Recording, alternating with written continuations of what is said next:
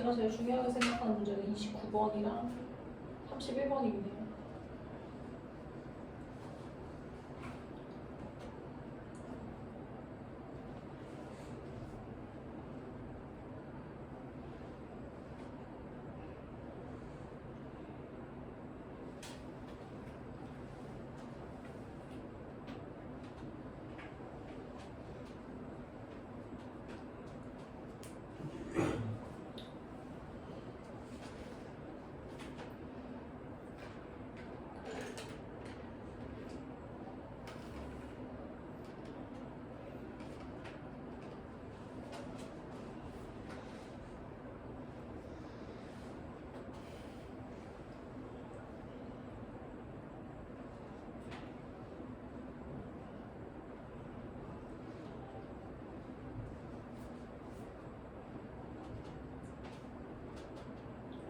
됐죠?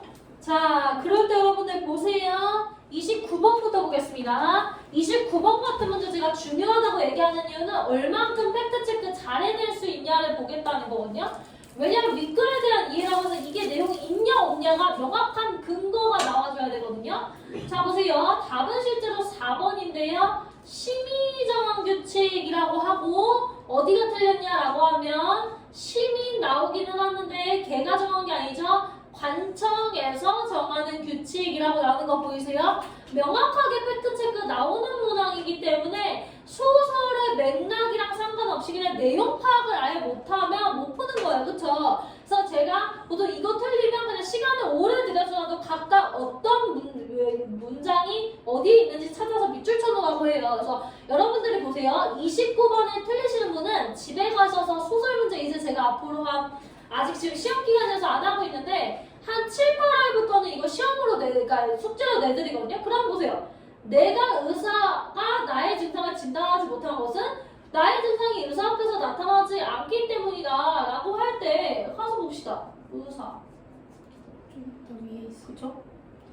네, 자 보세요. 의사는 이라고 나오고 그 시간에는 내 겨드랑이가 멀쩡했기 때문이다 라고 나오는 걸 1번의 근거로 연결해서 형광펜칠 해둬야 된다고요. 이해되세요? 그렇게 했을 때 답 몇 번? 4번 시민이 정한 규칙이 아니라 관청이 정한 규칙이라고 해야 됩니다. 자, 넘어가셔서 30번은 뭐 그렇게 틀리나 맞나 제가 별로 관심 안 갖는 유형이긴 한데요. 답 3번이죠. 3번. 자, 그럴 때 왜 그런가 보시면 이거 매칭하셔야 돼요. 타인이 나타났는지 볼게요. 기억으로 가겠습니다. 기억에 가면 오늘은 경관, 여러분 경관 알아두세요. 경찰관입니다. 경찰관 만났다. 나는 얼른 몸을 숨겼다. 다음에도 그가 지나간 다음에도 나는 은신처에서 나오지 않았다 하니까 타인 누구? 경관이 나타나서 몸을 감춘 공간 답 3번 이렇게 하시면 되고요. 32번을 이제 찬찬히 하겠습니다. 자, 여러분들 일단 소설은 기본적으로 내가 세 부분으로 나누라고 했던 거 기억해요? 세 부분? 자, 그럴 때 일단 바로 답으로 가서 해볼 건데 3번부터 볼게요. 자, 3번 보시면 이렇게 끊고 뒤에를 일단 끊어서 두 부분으로 끊을게요. 그리고 앞에는 뭐라고? 본문인가 보시라고. 그치? 그 다음에 여기가 뭐야? 보기를 한번 보시라고. 괜찮아요? 그리고 한 번 더 하실게 매칭이 되나를 보시라고. 요게 3번이에요. 자, 그러면 여러분 보세요. 공리적인 목적을 가지고 있던 산책이 점차 누룩반죽처럼 변질되었는지 가서 볼게요. 자, 순전히 공리적인 이유로 이 산책을 나섰다. 그러나 지금은 블라블라해서 나의 산책의 성격은 변질되기 시작했다. 누룩반죽처럼 이라는 문장 나오는 거 보이세요? 그러면 공리적 목적을 가지고 있던 산책이 점차 누룩반죽처럼 변질됐다는 표현은 맞아요. 팩트체크 됐습니까?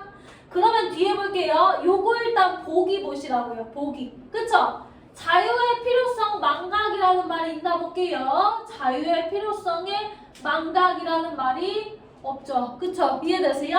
그러면 일단 이거 없잖아. 이거 없잖아. 그치? 그 다음에 자유를 위한 실천의 목적이 훼손되는 문제점이라고 할 때 여기서도 그런 얘기도 없죠. 없죠? 그쵸? 맞아요? 이거 보기에 있어요? 없어요? 없습니다. 그리고 한 번 더 갈게요. 매칭 작업까지도 한번 가볼게요. 자, 여러분들 보세요. 보기를 한번 보시면 일단은 통증은 자유에 대한 요구고요. 그래서 산책은 통증이 자유를 갖고 싶어 라는 생각이고, 그래서 산책을 하는 건 자유를 위해서 실천하는 거래요. 그래서 처음에는 자유를 향한 의지가 약해요. 그러다가 산책을 거듭하면서 자유를 향한 의지가 심해진대요. 맞아요? 괜찮아요? 자, 일단은 그렇게 하시고, 그 다음에 여러분들 보세요. 자, 산책이 점차 블라블라 됐다는 건 산책의 전반부예요, 후반부예요? 그러니까 산책이 점차 변했다는 건 첫 번째 산책이 아니라 뭐예요? 이후의 산책인 거죠. 맞습니까? 그러면 보세요. 요 산책이라는 얘기잖아요. 맞아요? 그러면 요 표현은 이쪽 산책이에요. 이쪽 산책은 어때요? 산책을 거듭한 거예요. 맞아요? 산책을 거듭하면 어때요? 자유를 향한 의지가 강해질 거예요. 맞아요? 근데 여기서 뭐라고 해요? 자유가 망각됐다 라고 나와요. 맞아요? 그래서 매칭 싸움으로도 아니다 라고 보시면 되는 겁니다. 자, 그럼 1번부터 해서 다시 해볼게요. 통행 제한으로 산책의 자유가 제한된 상황은 팩트로 나올 거고요. 그 다음에 여러분들 보시면 자유가 억압되는 시대 상황에 대한 문제 제기라는 거 한번 가서 볼게요. 자유가 억압된 시대적 상황 한 개 묻는 작품이다. 문제 제기 똑같은 말이죠? 보기 있네요. 2번 보세요.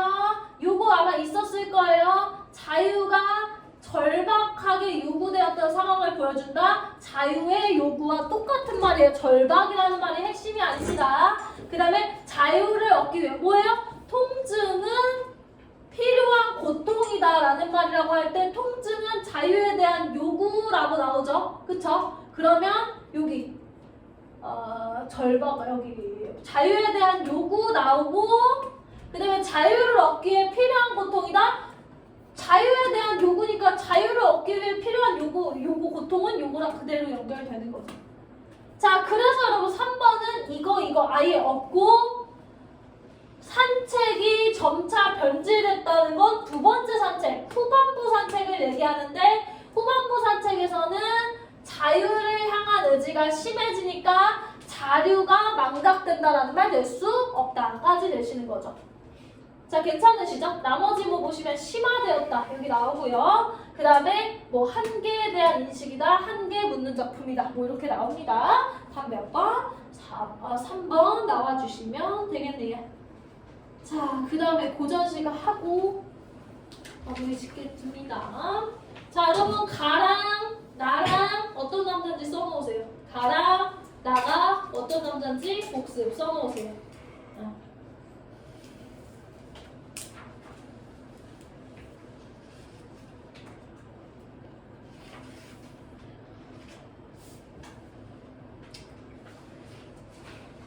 네, 요 정도 안에 써놨어야 돼요. 여러분 보세요. 시름이 없으니 어보다 이미 초자라고 쓰셔야겠죠? 여러분들 여기다가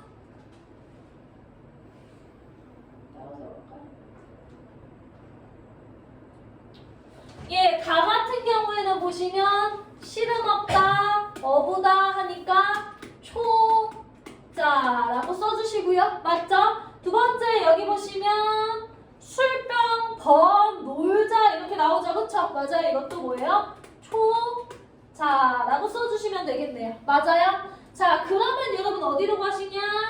32번 갈까요? 32번. 자, 32번에 스킬만 한번 볼게요. 스킬. 자, 기니들의 미지만 스킬로만 좀 풀어볼게요. 복습하는 차원에서. 자, 1번부터 보세요. 대구 어디나 있겠죠? 초자죠? 자연 얘기 나오겠죠? 한적하겠죠? 1번 맞죠? 이런 식으로 해서 2, 3, 4, 5에서 이상한 선지 하나 골라내세요. 2, 3, 4, 5에서 이상한 선지 하나 걸러보세요. 있어요. 가도 초자, 나도 초자. 이상한 son지 하나 집어보세요.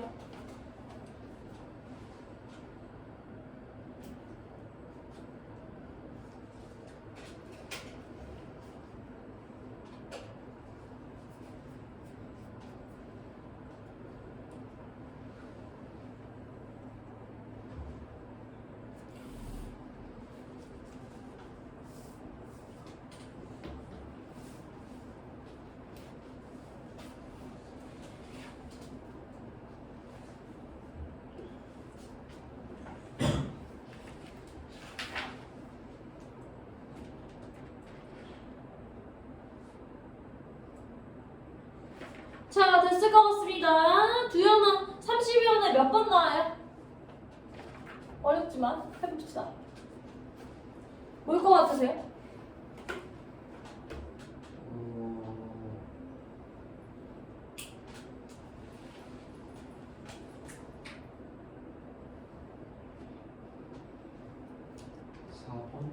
잘하셨어요. 여러분 4번 체크해 주시고 보세요. 자연을 너라고 얘기하면서 이들과 동화라는 말은 뭐예요? 같아지고 싶어한다. 얘네랑 친구가 되고 싶다. 이게 조금 건드려지죠. 의지가 없다라는 말을 했는데 고전 시가에서는 보통 의지 없다라고 얘기했는데 상황이 변하고 싶은 의지 이런 건 없죠. 다만 내가 자연과 친구가 되고 싶은 의지다. 뭐 이 정도 괜찮아요, 여러분. 그래서 요거 맞는 얘기. 자연을 감각적으로 아름다운 풍경 맞겠죠? 자, 여기서 뭐가 안 되냐? 자연은 항상 뭐예요? 항상 긍정이에요. 맞아요?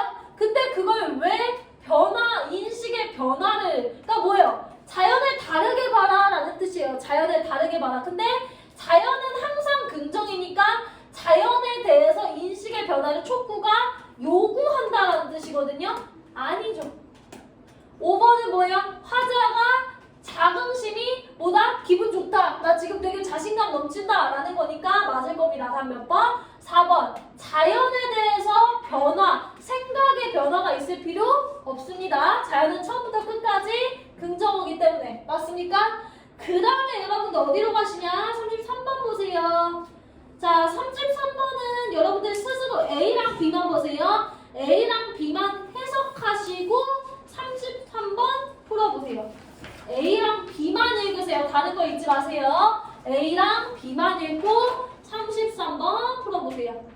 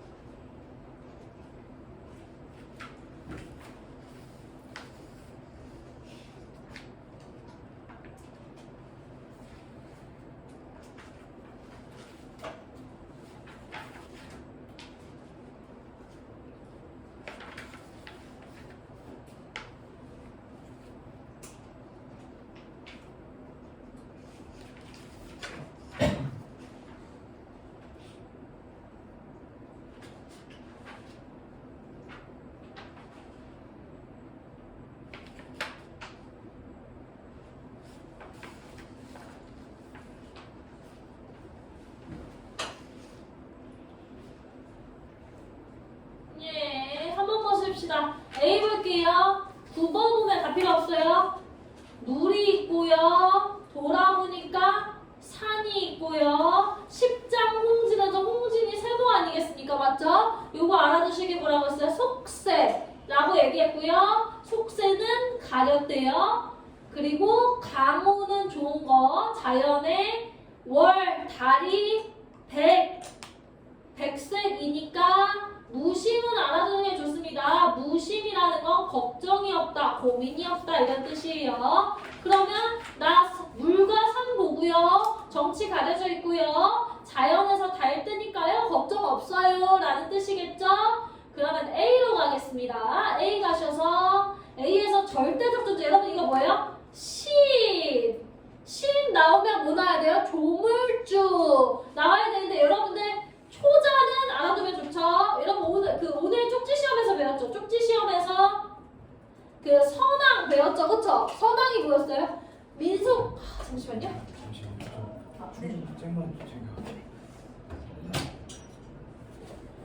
자, 그럴 때 여러분 쪽지 시험에서 오늘 뭐 배웠어요? 선왕이라는 게 민속 신앙에서 절대자다 이거 배우지 않았습니까? 그러니까 보통 무슨 남은요 뭐 자연물에다가 뭘 빌지 않아요. 네, 이게 민속 신앙이라서 그래요. 그러면 여러분 보세요. 절대적 존재라는 게 신이란 뜻이에요. 근데 신이 신한테 자 무슨 남이 기원해요? 아니라는 거죠. 그쵸? 이해되세요? 그리고 얘는 이미 무심한 삶을 살아요. 맞습니까? 그래서 이거 아니고요. 그 다음에 2번에 보시면 달의 인격을 부여하며 의인법이죠. 의인법. 근데 보세요. 의인법을 쓰는 건 오로지 못뿐이라 했어요. 여러분 이것도 알아두시면 좋아요. 고전시가에서 고전시가에서 의인법을 쓴다는 건 객관적 상관물이라는 얘기예요. 자, 그럼 여러분 객관적 상관물은 뭐였어요? 자연물 플러스 감정동사다라고 얘기해드렸단 말이에요. 뭐예요? 운다 아니면 애교 부린다 뭐 이런 거였잖아요. 그럴 때 A 가셔서 보시면 달이 월백하고밖에 없어요. 맞습니까? 그러면 여기서 객관적 상관물 아니니까 인격 부여 안 되죠. 그 다음 보시면 A에서 달한테 대화를 하려면 여러분 대화를 하려면 기본적으로 뭐가 돼야 돼요? 대화체의 전제는 청자 설정입니다. 그러니까 청자 설정이 안 되어 있으면 대화 상대도 될 수 없어요. 그러면 여러분들 보세요. A에서 달아라고 얘기한 거 없죠? 그러면 5번도 안 됩니다. 자, 그러면 B로 갈까요? B 봅시다. B에서도 역시나 가을에 달이 몰라요. 밤빛을 잃었대요. 뭐 별론가 봐요. 취해서 시 읊으면서 배 위로 오니까 강물 아래 아마 달이 비쳤겠죠. 이렇게. 달이냐? 달 위에 배를 타고 달 아래 앉았으니까 달의 궁에 온 것 같대요. 경관이 보인대요. 뭐 이 정도 됐습니까? 자, 그러면 여러분들 다시 33번에 3번 보세요. 3번, 4번이라고 할 때 여러분 계절의 변화가 어디 있어요? 가을밖에 없는데 맞잖아요. 다음 몇 번? 3번. 자, 그래서 복습, 뭐 복습해야 돼요? 요거 같은 경우에 여러분들 자, 고전시가에서 남자는 뭘 빌지 않아요.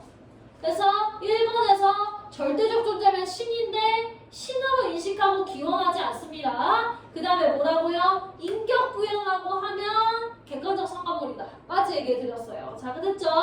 자, 그 다음에 넘어가셔서 마지막 문제 볼 건데요. 자, 이런 문제 3점짜리는 10원 나와 있죠? 무조건 스킬로 풀어야 돼요. 봐요. 어부는 화자죠. 화자는 정치에서 벗어나 뱃놀이 즐기면서 인세 긍정일까요? 부정일까요? 도연아. 인세.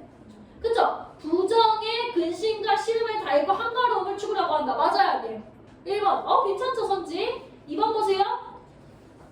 자연은 무조건 흥을 돋구죠. 그쵸? 이해되세요? 그 다음에 이거는 팩트체크 하러 가봐야 돼요. 왜요? 강에서 산으로 옮겨 갔는지는 봐야 되는 거잖아요. 그쵸? 그럼 가서 보세요. 나에서 이 사람이 즐기는 대상이 강이었다가 산으로 갔는지 한번 찾아보세요.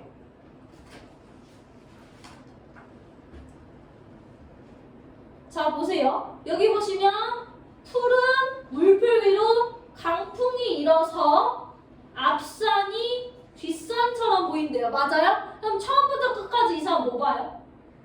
산 보죠? 네, 그래서 여러분 2번 보세요. 이 사람이 흥을 느끼는 대상이 강에서 산이 됐다?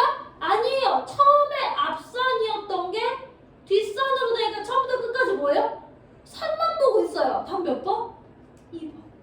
자, 3번 보세요.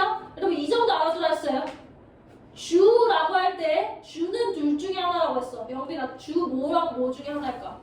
주라는 한자는 두 개 중에 하나예요. 뭐와 뭐 중에 하나일까요? 외우셔야 돼요. 주. 오늘 눈이 보이지 않아요? 혹시? 뭘까요? 주. 여러분들 무슨 주가 있어요? 소주, 맥주, 그쵸? 주, 술일 수 있고 하나 더 자연남이면 뭐 있을 수 있다? 그치. 아 혹시 배 아세요? 배주자라고 있어요. 그럼 보세요 여러분. 주를 띄워두었대. 술일까 배일까? 배야. 배를 띄워뒀다까지는 해석할 수 있어야 돼. 괜찮아요? 그러면 배와 소정을 한번 가서 볼까? 소정을 한번 가서 보면 소정도 탔대요. 이것도 배 비슷한 거겠지. 몰라. 그럼 봐봐. 그러면 소정은 뱃놀이 즐기고 있다. 어부 관련이다. 맞아요? 아니에요? 맞겠죠. 고기 꿰었고요. 그것은 유유자적하다가 졸라 여유롭다. 그물로 잡아서 실컷 먹었다. 흥이 난다. 맞는 얘기겠죠. 그쵸? 여유롭고 흥이 나고. 그 다음 뭐야? 만족감, 흥겹다. 너무 많은 얘기겠지. 그치? 그럼 얘는 뭐예요? 유일하게 팩트 체크 좀 해보셨어야 되는 선지가 답이었다. 근데 나머지 1번, 3번, 4번, 5번은 선지에서 틀릴 만한 게 없었다. 그럴 때 어휘 몇 개 볼게요. 복습. 1번에서 여러분 홍진이라는 건 뭐다? 붉은 먼지인데 이 진짜가 부정이다. 이거 뭘 의미한다? 정치를 의미한다. 비슷한 단어 뭐 있다? 인, 세, 사가 있다. 그 다음에 뭐예요? 어부는 뭐다? 초자의 상징이다 라고 얘기해드렸고요.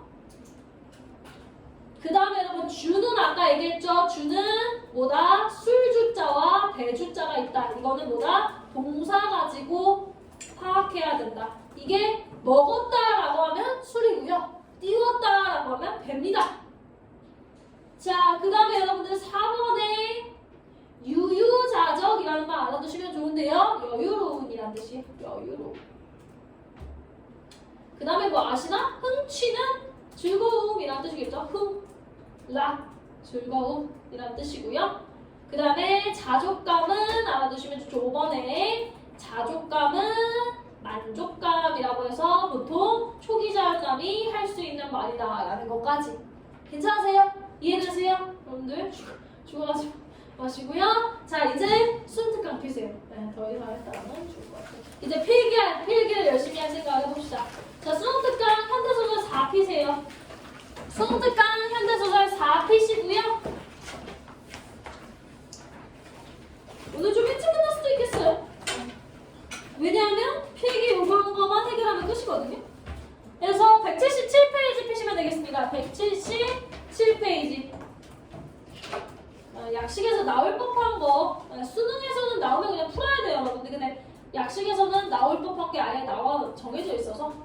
자, 여러분 요거는 우리 모의고사에 나왔죠. 3번 아저씨가 뭐 저기 뭐 100기를 끊고 나왔는데 약식에서 나올 수 있어요. 수능에서는 안 나올 거고 약식에서 나올 수 있어서 할 겁니다. 자, 그럴 때 요거 시점부터 쓸까요? 요거 시점.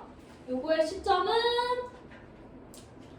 전지적 작가 시점이라고 써두세요. 요거의 시점 물어볼 수 있습니다. 시점은 전지적 작가 시점. 위에다 써놓으세요.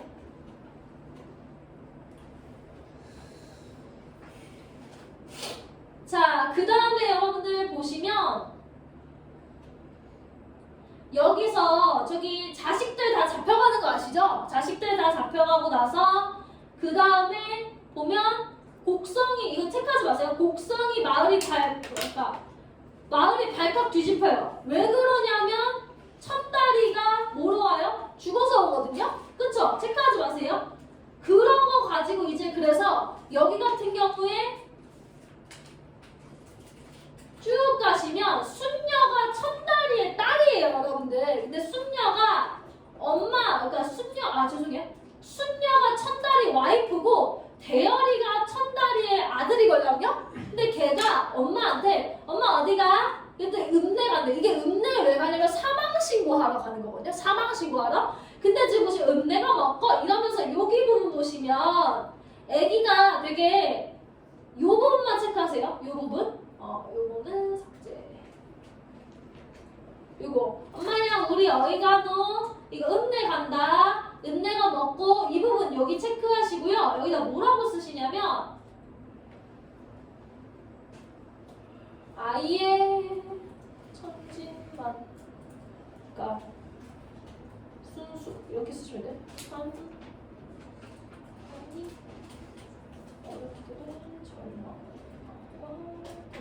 라고 써주시면 돼요. 그래서 비극의 극대화라고 써주시면 됩니다. 요거. 그러니까 애기가 엄마한테 읍내 어디 가나? 뭐 읍내 뭐야? 이러면서 얘기하는 그 천진난만함. 그러니까 순수함이 어른, 순녀나 뭐 다른 사람들의 그 천다리가 죽어서 생긴 절망감과 대비된다. 이 부분이 그렇다. 그래서 비극이 어떻게 됐다? 극대화됐다라는 거 써주시면 돼요.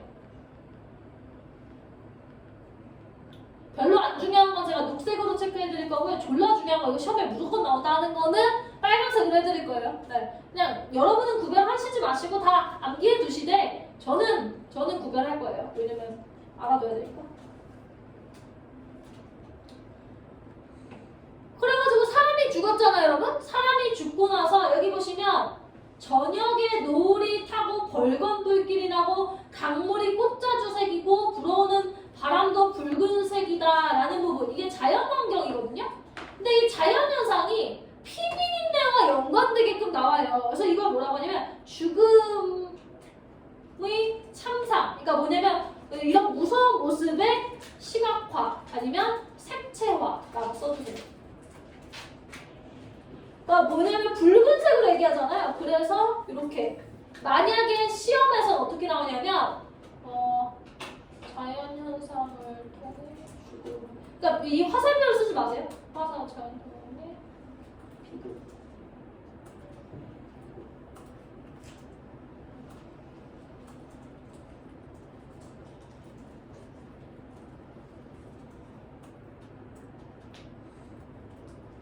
이런 식으로 약식이 나온단 말이에요. 자연현상 중 하나로 이 소설에서 비극적 분위기를 나타내는 단어를 찾았으라 이런 식으로 나오면 벌건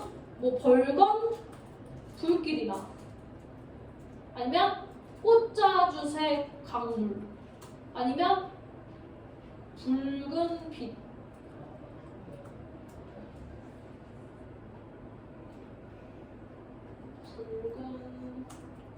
빛깔의 바람 이런 거 써주시면 된다고요.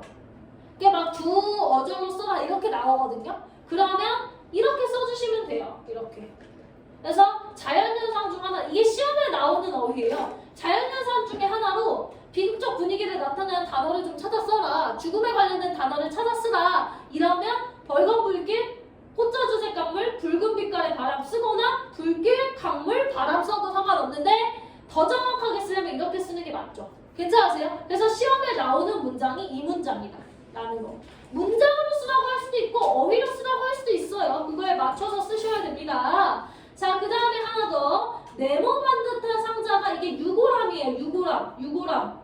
그래서 유골함인데 그래서 요 네모 반듯한 상자 혹은 상자 다 유골함이거든요. 그래서 여기다 뭐라고 써주시냐면 이것의 의미가 무엇이냐면 유골함이고 그걸 통해서 전쟁에 참혹한 결과라고 써주시면 돼요. 이게 천다리 유골함이에요. 천다리 유골함. 이거 네모만 듯한 상자가 그렇다는 거예요. 시험에는 이 두 개 좀 나올 것 같고요.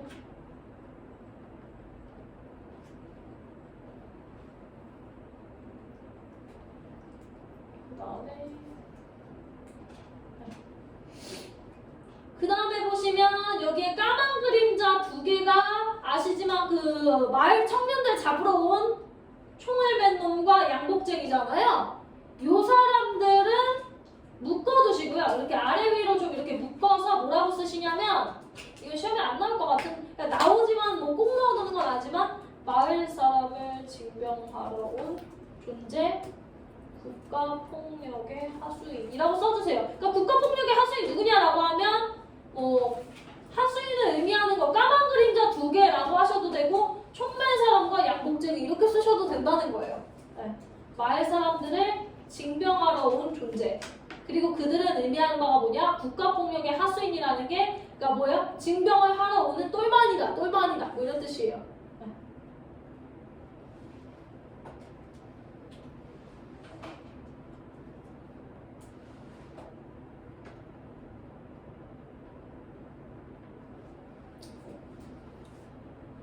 천천히 쓰세요.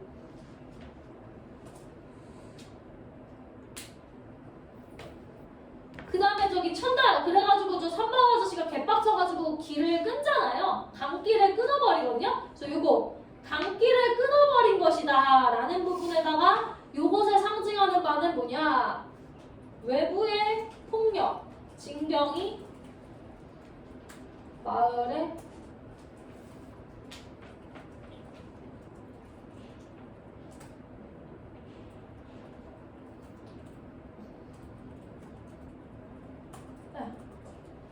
이렇게 써주시면 돼요. 그러니까 반대로 여러분들 시험은 어떻게 나온다? 3번의 적극적인 저항 행위를 찾았어요. 이렇게 나온다. 그럼 뭐야? 길 끊기, 강길 끊기 이렇게 쓰면 된다는 거예요.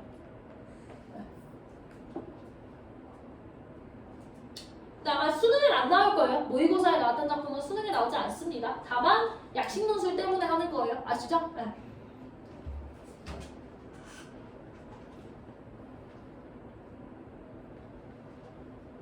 자, 그래서 이렇게 해서 시험에 나올 거 3개 집어드렸어요. 강길을 끊는다는 것의 의미가 무엇이냐?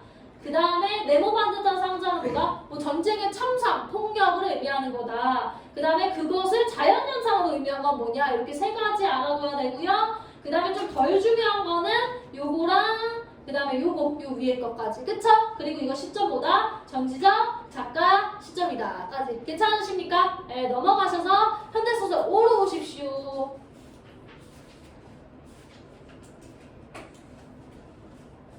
네, 그래서 여러분 이거 보세요. 바람소리와 벌건 불길의 서사적 기능이 몇 번이냐라고 하면 아까 얘기했듯이 뭐라고? 되게 슬픈 거잖아요. 슬픈 거. 그래서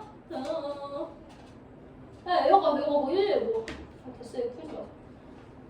자, 그 다음에 여러분 현대소설 5로 오셔서 얘도 마찬가지로 쓸게요. 이거 무슨 시점이냐라고 하면 전지적, 작가, 시점이고요. 다만 그러니까 진영이라는 인물을 중심으로 서술함으로 1인칭 주인공 시점의 느낌이 난다는 거예요. 근데 여러분들은 뭐다? 전지적 작가 시점으로 쓸 수 있어야 돼요. 왜요? 나라는 말이 없기 때문에. 전지적 작가 시점이다. 써주시고요.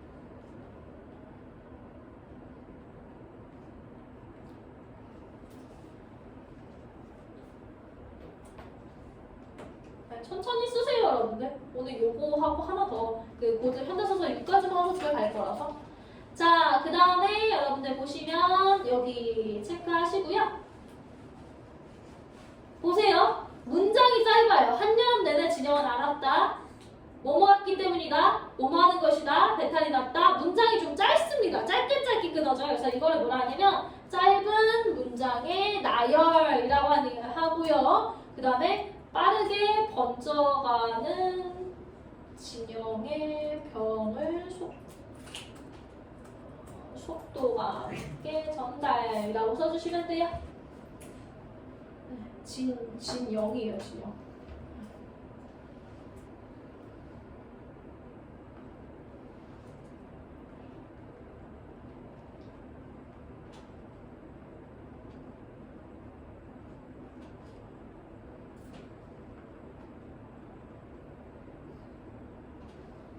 진영이가 아파요. 여기서 그 주인공이라고 뭐라고 해요? 중심 인물인 진영이가 해결액을 방치했다가 악화되고 다른 병까지 막 나타나고 찬물 먹어도 배탈 나고 입술 부르뜨고 귀까지 앓고 난리가 나거든요. 그래서 이거보다 짧은 문장을 나열한 건데 왜 나열했냐라고 하면 빠르게 번져나가는 진영의 병을 속도감 있게 전달하기 위해서 그렇다라는 겁니다. 자, 그 다음에 여러분들 저번 주에 배웠을 거예요. 저번 주에 뭐 배웠냐면 의식의 흐름 기법 배웠죠? 맞아요? 이 소설에도 의식의 흐름 기법이 있는데요. 어디가 의식의 흐름 기법이냐면 이 A 부분이 의식의 흐름 기법입니다. 그래서 A에다가 옆에다 그냥 의식의 흐름 기법이라고 써주세요. 그러니까 의식의 흐름 기법이 나타나는 첫 어절, 아마 이거 첫 어절과 마지막 어절 쓰라고 문제 나올 거고요. 그러면 진영은 쓰고 마지막으로 것이었다 쓰시면 정답이에요. 그러니까 쓰는 방법도 아셔야 돼요. 의식의 흐름 기법이 A라고 한다면 A의 첫 어절은 진영은이고 마지막 어절은 것이었다잖아요. 이런 식으로 답을 쓸 수 있어야 돼요. 그래서 A는 의식의 흐름 기법이고 만약에 의식의 흐름 기법이 나타나는 첫 어절과 마지막 어절을 찾았으라라고 하면 진영은 이 첫 어절이고 것이었다가 마지막 어절이라는 얘기입니다. 시험에 어떻게 출제되는지도 말씀드리는 거예요. 자, 그러면 여러분들 뭐냐면 얘가 몸이 아파요. 아픈데 갑자기 몸이 아프다가 이 사람이 막 환각 보는 얘기를 하거든요. 그래서 이게 의식의 흐름 기법이다라는 거고 그 다음에 여러분들 요거 자기가 아픈 게 쨍쨍하게 내리쬐는 햇볕 아래 늘어진 한 마리의 지렁이 같았대요. 그래서 요거 빨간 펜은 여기 한 마리의 지렁이가 빨간 펜이긴 하거든요. 아이, 체크할 수 있을까? 아, 안 될 것 같아. 이런.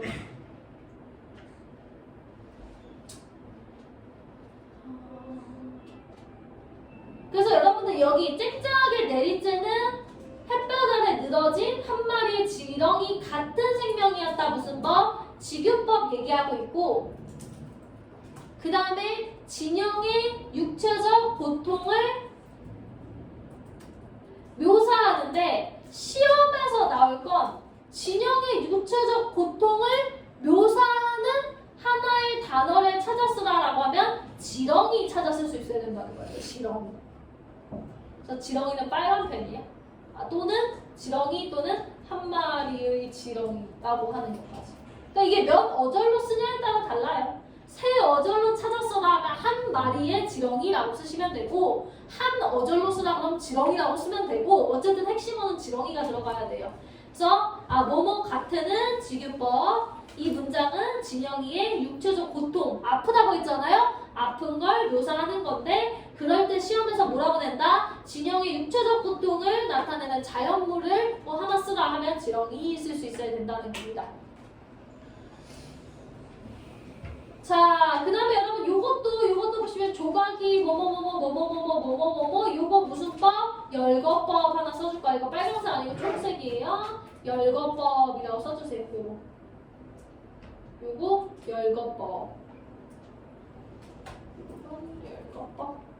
조각이 수없이 날아와서 얼굴에 받치는 환각. 얼굴이 삐삐삐삐삐 이거 열거법. 자, 그 다음에 이제 시험에 나올 거 보시면 이게 진영이가 아들이 있었거든요. 근데 아들이 그렇게 심각한 병은 아니었는데 그 병원에서 가짜 약 있죠. 약병에다가 물을 넣어서 그걸 되게 비싸게 팔아요. 그래서 진영이 아들도 그거를 맞고 당연히 병이 안 나니까 죽었단 말이에요. 그래서 이 소설은 항상 뭘 비판하냐면 이 소설의 제목 자체가 보시면 불신시대거든요. 그래서 여기서 불신하는 건 누구냐라고 하면 의료계와 그래서 여기 불신시대를 한번 가서 보시면 안 적어도 돼요. 의료계나 종교계를 비판해요. 왜 비판하냐면 얘네가 돈만 밝히거든요. 돈만 밝혀요.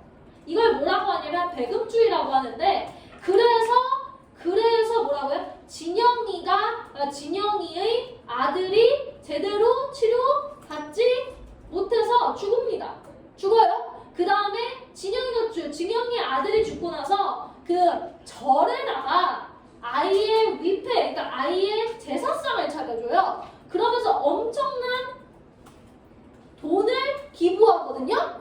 그러니까 이거 둘 다 뭐예요? 이게 뭘 나타낸다는 거야? 배급주의를 나타낸다는 거야. 종교계와 의료계가 돈만 밝히는 현상을 얘기한다는 거예요. 이해되세요? 그것을 상징하는 단어가 뭐냐를 물어볼 거거든요. 종교와 여기서 설명 의료계와 종교계가 배금주의에 쩔어 있는데 배금주의가 돈을 밝히는 거에 쩔어 있는데 이것을 상징하는 어휘를 찾았으라고 할 거라고요. 그러면 나타나는 게 첫 번째가 여기에서 빈 약병이에요. 빈 약병을 팔았다는 게 가짜 약병이거든요. 요거 그 다음에 뭐 더 다르게 말하면 요거 외국제 주사약의 빈약병이라고 해도 되고 그냥 빈약병이라도 해도 돼요. 혹은 뭐 가짜 약병도 괜찮고요. 가짜 주사약도 상관없어요. 다 뭐라고요? 요거를 일단은 첫 번째는 이거는 뭐다? 쓸게요. 그래서 설명을 하면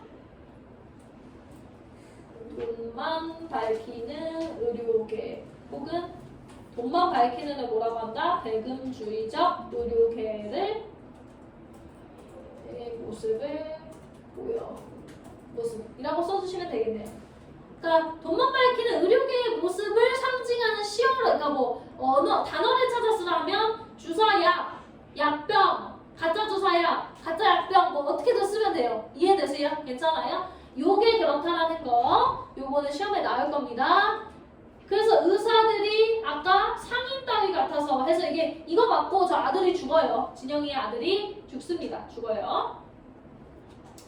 그 다음에 이제 쭉 가시면 얘가 문수가 이제 아들이 걸렸죠? 아들의 위패를 절에다 모셨어요. 절에다 모시고 절에다가 졸라 비싼 돈을 막 내는데 그 부분은 안 나와요. 절에게 비싼 돈을 주는 부분은 안 나와 있어서 쭉 넘어가고 이게 별표인데 쭉 가셔서 이 사람이 그래서 이제 더 이상 나는 돈만 밝히는 종교계와 의료계를 저항할 거야 라는 마음을 먹습니다.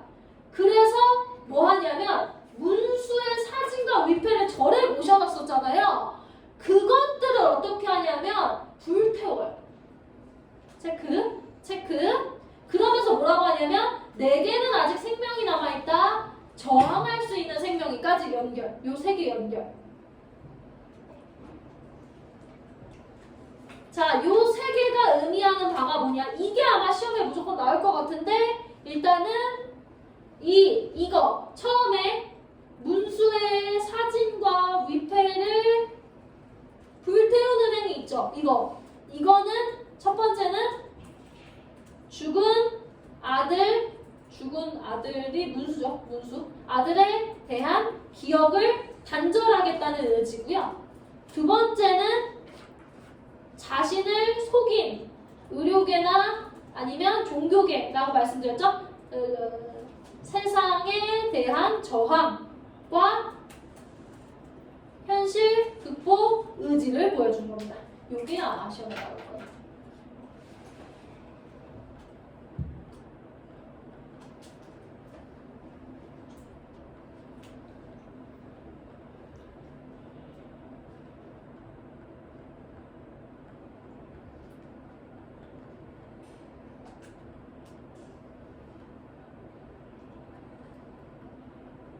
그러니까 이 부분을 연결해서 일단은 요거는 요 두 개는 이렇게 써주면 되죠.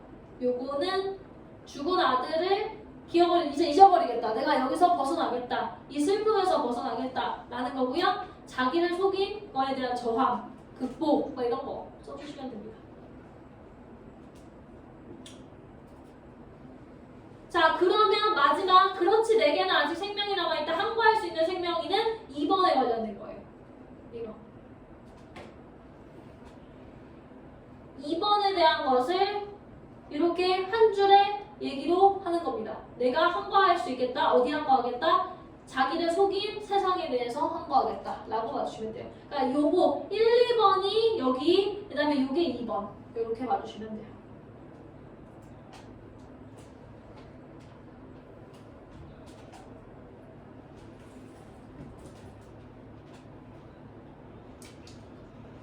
자, 됐죠? 자, 넘어가세요. 넘어가서 이제 마지막 6.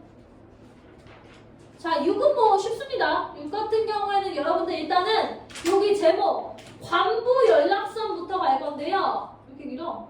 네. 이 관부 연락선이라는 거 중요하지 않아서 초록색으로 할게요.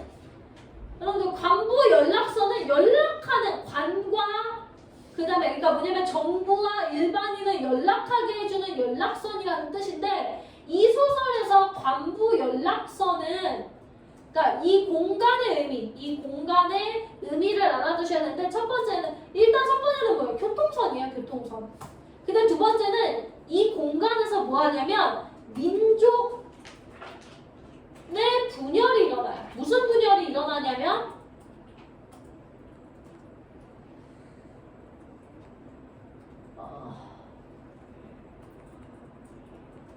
이렇게 써주고 제가 설명할게요. 관부 연락선은 교통선이지만 소통이 단절되는 역할을 합니다. 그래서 관부 연락선이라는 이 제목에 맨 끝에 제목 있잖아요. 여기 186페이지의 맨 제목에다 관부 연락선은 어떤 의미다? 교통선이라서 원래는 연락을 이어주는 역할을 하는데 이 소설에서는 민족이 분열합니다. 공산주의로 갈 건지 아니면 자유주의로 갈 건지를 분열해요. 이해되세요? 그렇다 보니까 이념에 갈 때, 그러니까 다시 말해서 조금 더 할게요. 그래서 이제 소설 맨 앞으로 오셔서 이 소설은 조국이 독립하는 것에 대해서는 모두 일치합니다. 근데 다만 독립 후에 자유주의로 갈 것인지 아니면 공산주의로 갈 것인지에 대해서 뭐한다? 외적 갈등이 있는 소설이에요. 누가 갈등하냐? 자유주의의 대표적인 인물은 누가 나오냐면 유태림 아저씨가 나오고요. 공산주의의 대표 주자는 안달령 아저씨가 나옵니다. 그래서 체크할 건데요. 유태림에다가 뭐라고 쓰시냐면 여기 유태림 아저씨에다가 뭘 쓰시냐면 극단적인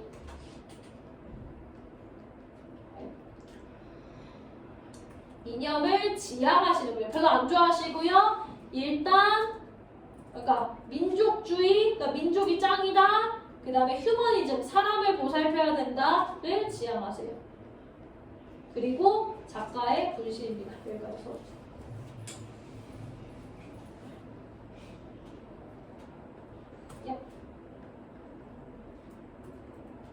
작가의 분신이 누구냐 막 이렇게 나올 거예요. 작가의 분신이 누구냐 이러면은 저기 유태림이라고 쓰시면 돼요. 그래서 결과적으로 일단 독립부터 하자 이거예요. 독립부터 하고 민족을 잘 모아서 민족 휴머니즘이 사람이 죽지 않도록 보살피자 뭐 이런 얘기거든요. 이렇게 한다는 거예요. 유태림은 그래요. 근데 허봉도는 별로 안 중요해요. 허봉도 아저씨는 그냥 중간다리 역할? 유태림과 안달령을 중간에서 연결해 주는 게 허봉도라서 허봉도는 안 중요하고 안달령 아저씨는 어떤 사람이냐라고 하면 안달령 아저씨는 극단적인 공산주의자예요. 사회주의자라는 거.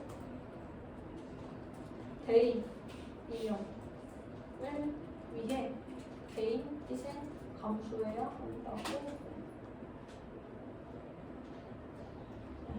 그래서 이 둘 간에 뭐가 나온다? 이념의 갈등과 뭐가 나온다? 외적 갈등이 나온다까지. 요거 이렇게 대립 표시해서 써놓으세요. 이념의 갈등, 외적 갈등 이렇게까지.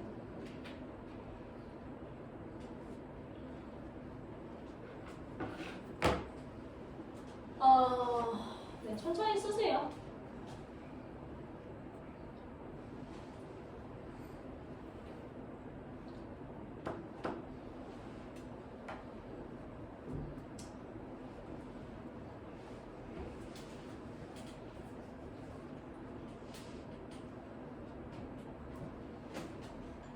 자, 그랬을 때 여러분 얘네가 둘이 왜 싸우냐면 일단 창고를 빌려야겠다는 걸로 싸우거든요. 그러면 그러니까 중심 갈등은 이게 중심 갈등이라고 써주세요. 창고를 빌리는 것이 중심 갈등이에요. 근데 이 중심 갈등이 실질적으로는 왜 갈등하는 거냐면 이 창고를 뭘로 쓸 거냐 이거예요. 그럴 때 뭘로 써요? 아까 얘기했듯이 유태림 아저씨, 그러니까 이거 누가 빌린다고 하냐면 안달령이 창고를 빌리려고 유태림에게 허락을 받는 이야기거든요. 그러면 여기서 중심 갈등은 쉽게 말하면 뭐예요? 그냥 창고 빌리기예요. 맞죠? 근데 그 창고를 왜 빌리냐면 이 창고를 통해서 여기서 공산주의 모임을 하겠다는 거예요. 그러니까 실질적으로는 뭐 때문에 뭐라고 쓸까? 유태림은 일단은 공산주의 보이면 안 된다 이래요. 공산주의 보이면 안 되고 일단은 뭐부터 하냐면 그래서 뭐해? 그냥 실질적으로는 이념의 갈등. 그래서 여러분 여기 창고를 빌려야겠다라고 뭐라고 쓰시냐면 두껍게 해드릴게요. 중심 갈등이다 써주시고 그리고 실질적으로는 뭘 보여준다? 이념의 갈등을 보여준다까지 써주세요. 실질적으로는 이게 이념의 갈등을 보여준다. 그래서 여기서부터 쭉 둘이 싸우는 얘기입니다. 둘이 싸워요. 너 애국심도 없냐? 뭐 이러면서 막 싸웁니다. 그럴 때 여러분 이 사람들의 주장 정리 좀 할게요. 여기 유태림 아저씨는 뭐라고 얘기하냐면 특정한 사상을 생기면 독립운동에서 단결할 수 없다라고 얘기해서 특정한 사상을 집중하지 말자. 이게 여기다 뭐라고 쓰라고요? 이거 주장 원이고 이거 누구의 주장? 저기 여기다 유태림 주장 원이라고 쓰시고 이것의 상징적 의미는 무엇이냐라고 하면 극단적인 이념의 지향. 네. 특정한 사상과 주의를 개재시키면 독립운동 과정에서 단결할 수 있는 접촉력을 읽기 쉽다. 왜냐면 이거 소설 다 유태림의 주장을 요약해서 쓰라 1, 2, 3으로 이렇게 나올 것 같아서 물어보는 거예요. 그래서 그것을 위해서 주장을 위해서 뭐 하냐면 아일랜드나 인도의 예를 들죠. 그래서 이 아일랜드와 인도의 예에다가 뭐라고 쓰시냐면 역사적 사례를 들어 논리적으로 상대 주장 반박이라고 써주세요. 여기 써주세요.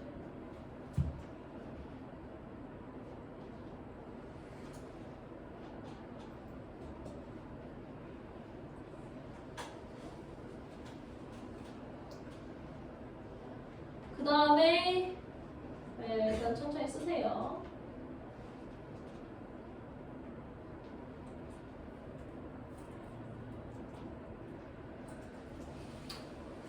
자, 그 다음에 유태림의 주장 2는 뭐냐면 어떠한 정치 형태를 택할지는 독립부터 하고 나서 찾자 이거예요. 독립부터 하고 여기다가 뭐라고 써요?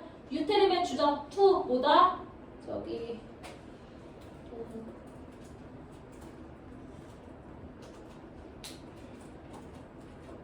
이거예요.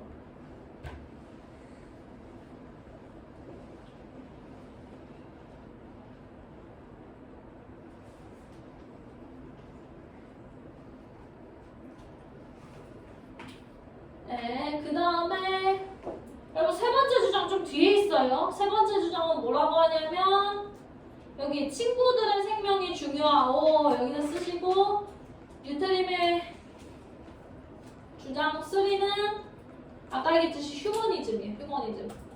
사람이 우선이다.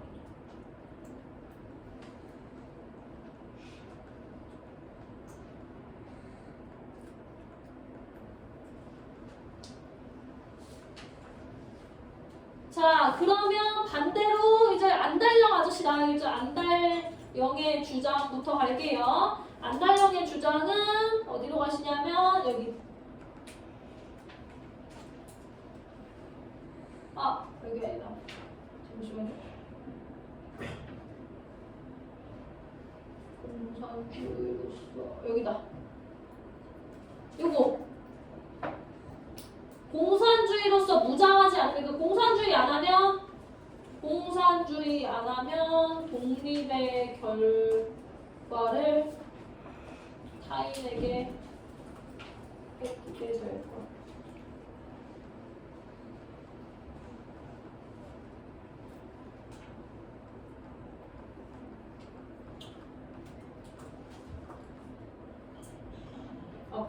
공산주의 아니고 여러분 공산주의.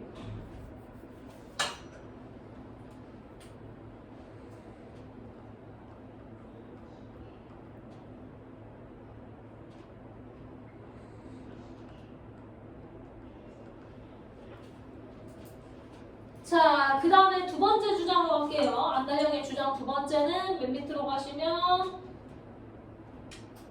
차라리 조국과 인민을 위해서 노력하다 수틀리면 죽는 것이 낫다라는 게 뭐냐?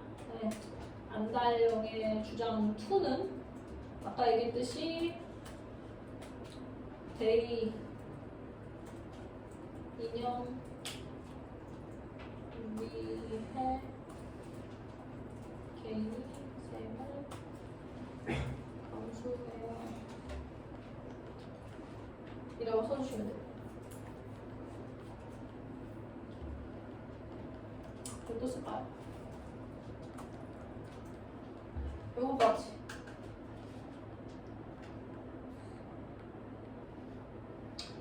현수나 6은 안 나올 것 같아요. 시험에 나올 중요한 게 없어요. 핵심 키워드 나오는 거. 자, 됐어요? 괜찮아요? 오케이. 자, 여기까지 하시고 이제 비문학 시험 보고 집에 가실 건데요. 다음 주에는 이렇게 일찍 끝나는 거니까 수업 양을 조금 더 늘려도 될 것 같아요. 자, 여러분. 뭐 근데 10분 정도 일찍 끝날 거예요. 저번 주에 왜 숙제 안 했어요? 비문학 여러분, 비문학 불통하신 분 왜 숙제 안 했어요? 숙제 했어요? 안 했어요? 제가 아침에 확인하다가 불확인했는데. 자, 여러분들. 자, 그런데 오늘 일단은 4페이지 펴세요. 4페이지. 4페이지. 4페이지로 가셔서 여러분 배경지식 설명부터 한번 하고 풀고 하나 이상 틀리면 저기 그 비문학 매주 그거 들어오는 거야. 그렇지? 어쩔 수 없어. 하나 이상. 아니죠. 하나 초과. 진짜 국어적으로 가자. 나 그렇게 수학을 하고 싶지 않아. 저 수학 싫어한단 말이에요. 자, 여러분 일단은 자 복습할 건데 법률 사유재산제도 많이 나와서 하는 거예요. 여러분 아시죠? 자, 그럴 때 여러분 보세요. 일단 문단 나눠봐요. 문단 찌직 나눠봐요.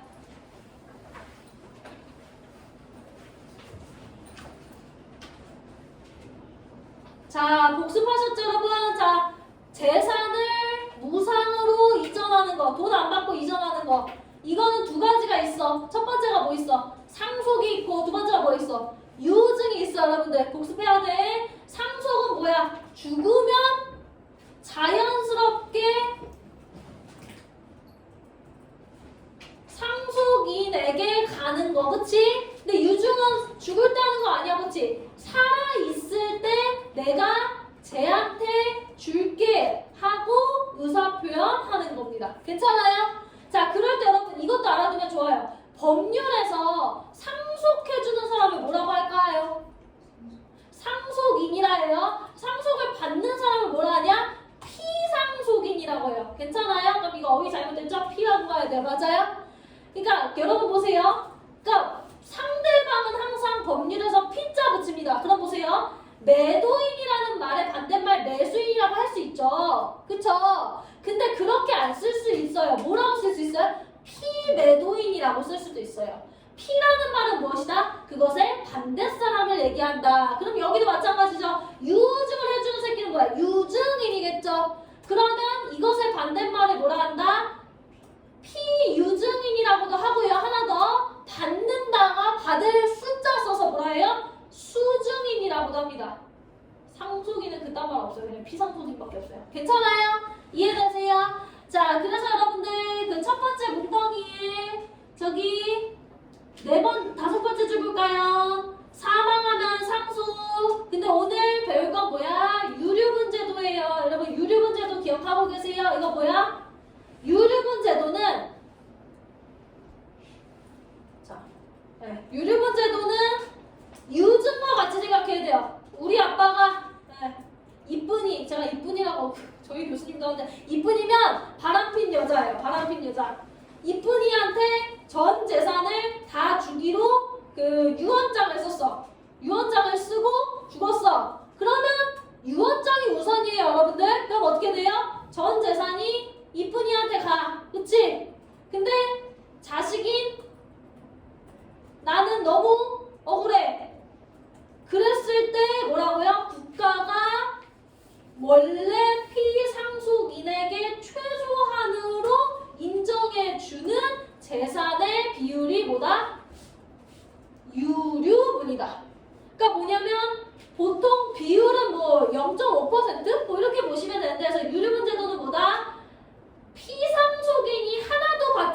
했을 때 받게 되는 국가가 정해주는 것이다 라는 거죠. 그렇죠? 그래서 여러분 어휘 알아두라. 피상속인이라는 말 알아두셔야 됩니다. 상속인과 피상속인이라는 말 알아두셔야 되고요. 자, 거기까지 하시면 될 것 같습니다. 자, 지금 문제 푸시고요. 다 푸시면 집을 갖고 앞으로 나오세요. 그러면 불통통만 알려드리고 제가 집을 보내드리겠습니다. 하시죠. 그래서 상속인 저기 했어요. 상속과 유증 해가지고 오늘은 상속의 유류문제도까지 설명드렸습니다. 자주 나와요. 왜 이렇게 자주 나오는지 모르겠지만 자주 나와요.